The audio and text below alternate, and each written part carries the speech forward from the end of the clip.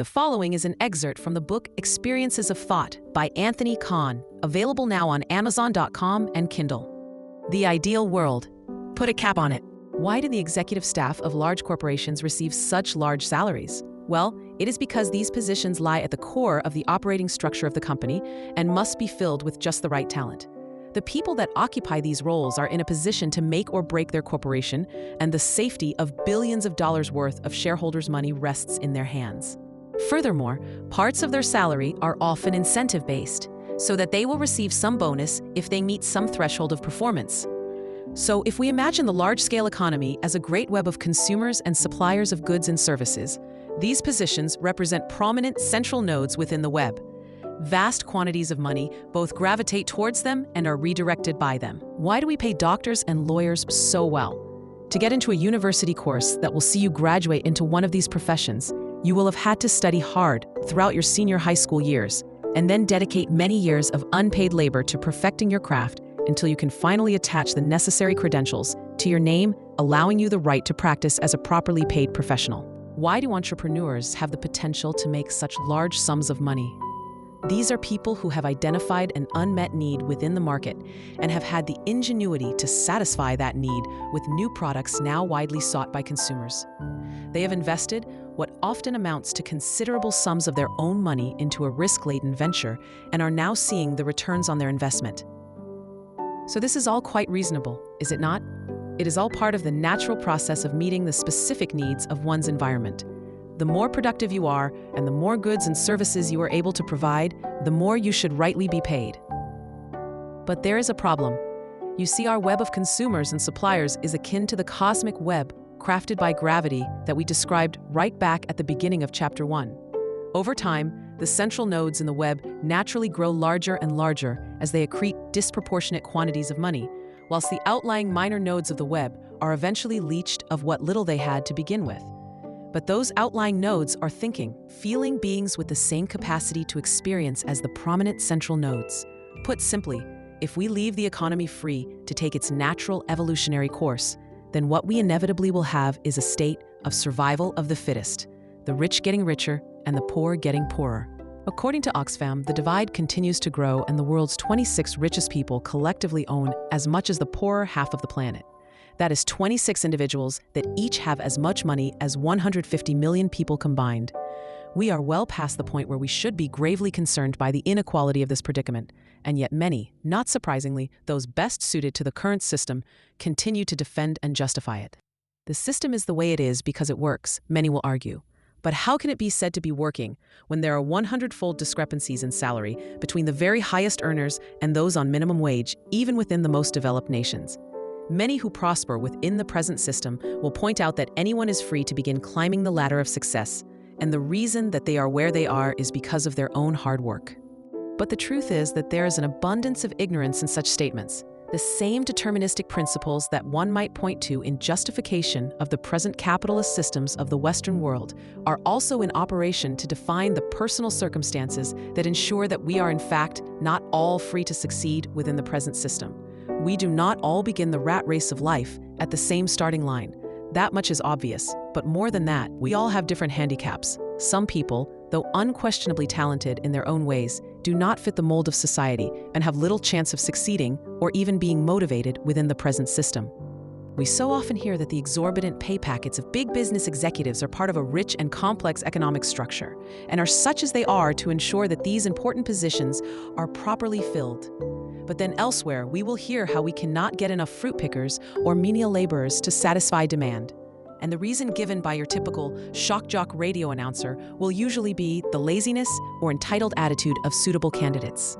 This is just hypocrisy and double standards. There really is no other way to describe it. We argue for the need for executives to be suitably incentivized, but then do not afford the same logic to those filling less influential positions further down the tree. It cannot be said that any economic system is adequate, even from a purely utilitarian perspective, when jobs are going unfulfilled because people are unwilling to do the job for the amount of pay that they can expect to receive. But we must think beyond merely filling jobs and think about the contentment of the society that the economy exists to serve. Someone that has made it in the present system will no doubt argue that they would gladly have got in and done arduous labor in the fields for minimum wage. This, they might argue, is just a necessary part of getting themselves started in life on the road to success. But that is just the thing. They could visualize the road to success.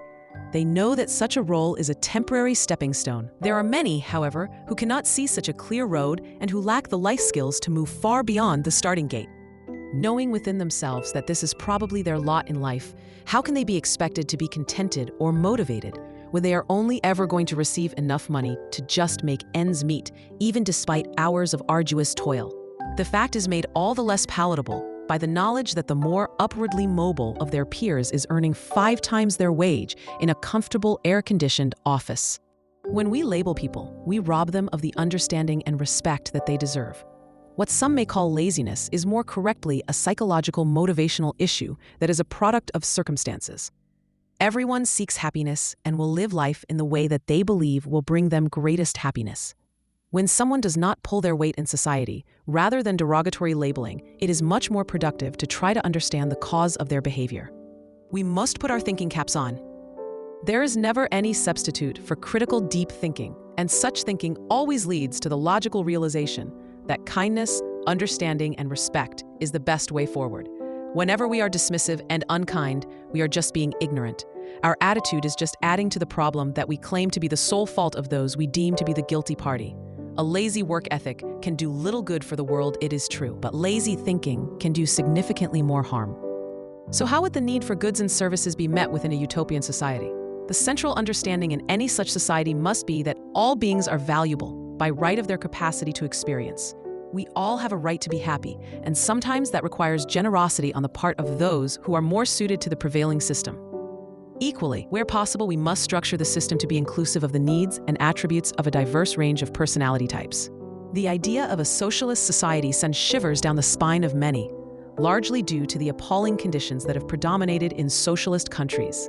But in truth, there are no socialist countries, only countries that put the term within their official name to justify their despotic regimes.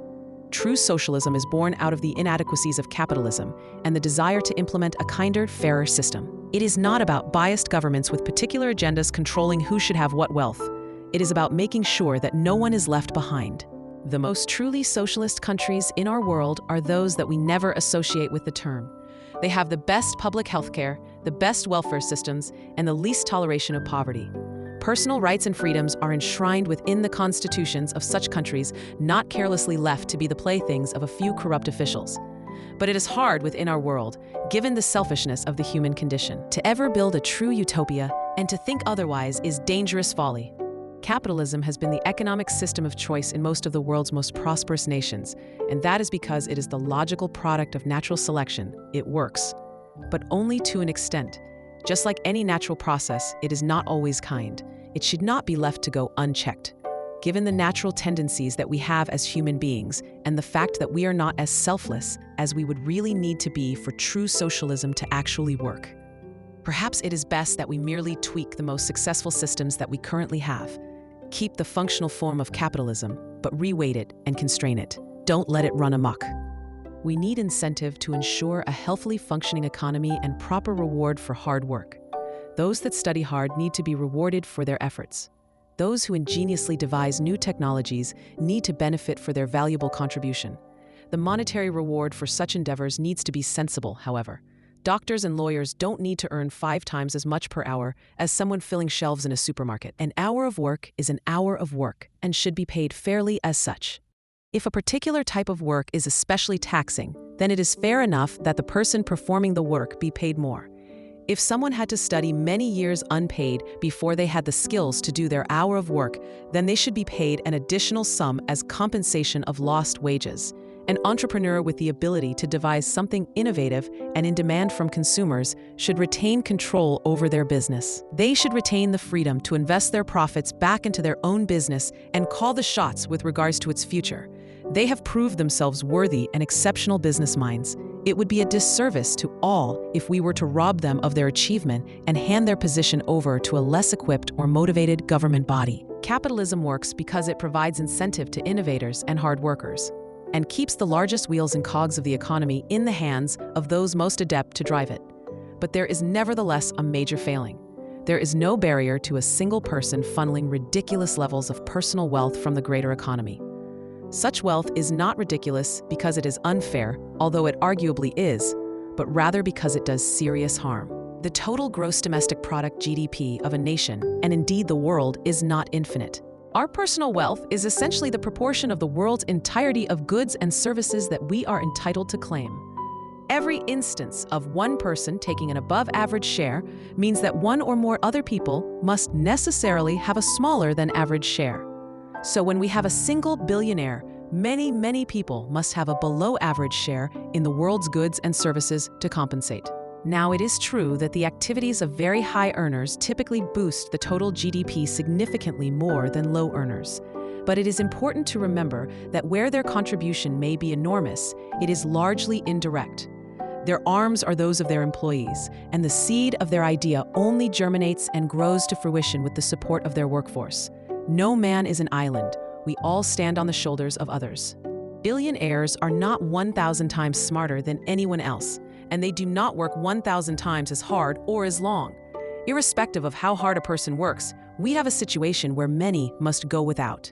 We are not obligated to charge merely for labor and parts, but can instead charge whatever we think we can get our consumers to part with, and pay our employees as little as we can, legally and logistically get away with.